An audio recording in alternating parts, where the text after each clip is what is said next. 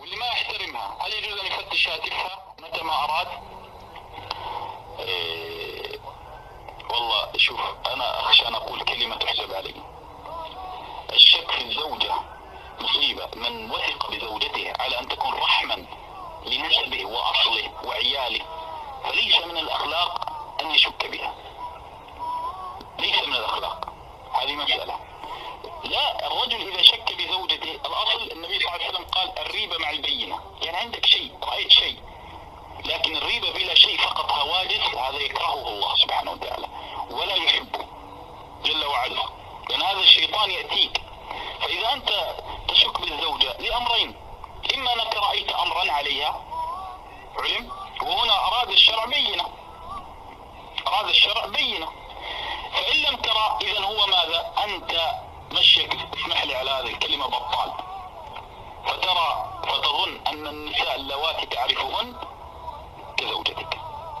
ما يجوز أن بنت الأصول لا يشك بها علم، والتي تثق أن تكون تحمل نسبك واسمك بأبنائك حري بك أن تثق بها حتى في جوالها، حتى في اتصالاتها، ما يجوز علم. وهذا الشكل مآله شر. يا أخي صارحها، ليس عيب. يعني أنا الآن في صدري هم على الزوجة مثلا، أقولها تعالي جلسي أمامي، ليه؟ أنا شاك 1 2 3، نقي قلبي. ما يجوز، هذا ليس عيبا. تقول لا والله كذا وفعل كذا، تشعر أنك لا في شيء. أما والله تشك، تأتي تراقب وأنت ساكت، تقول لك زين أنت شاك فيا يا أبو فلان؟ لا أنا ما علي إذا نقول إذا شفت علي شيء. يا أخي ربما هي فعلت أمر أنت تراه شرا وهي فعلته بسذاجة، ما تعلم. مرة كنت في أحد الأسواق فأشتري عطر، فالامرأة تجادل البائع وزوجها جالس، عطور في نفاضوبي، فهي تجادل لا وكيف 500 ولا وخلى برا.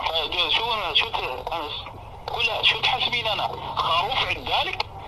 لا تكلمين هذا، ما تسمع ويك قدام البائع. فمسكين الحرمة مثل الواحد صفعها طراق، سكتت. يعني شوف، هي لا شعوريا تكلمت. فأحيانا يوجد ناس لا شعوريا ترفع صوتها حينما تتكلم، تظن أنه يصرخ وهو لا يصرخ، هكذا شعوريا. فالشاهد من الأمر لا. فأنت لما تشك في الزوجة تعال، أنا أشك بك كاش. لماذا؟ أنا رأيت كذا وكذا وكذا، نقي صدري، تقول لا والله يا أبو فلان أنا كذا ووقع معك وفعل. هنا أنت ترتاح.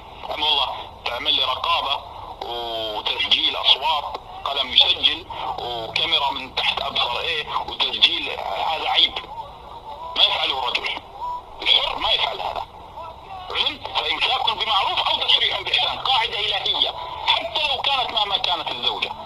فإمساك بمعروف، إما تمسك بمعروف. وما هو المعروف؟ الصدقات، المعروف الصدقة، الابتسامة، الإحسان، أو تشريع بإحسان يعني زيادة عطاء. تفضلي، كم المهر أنت؟ 100,000 150,000 علم.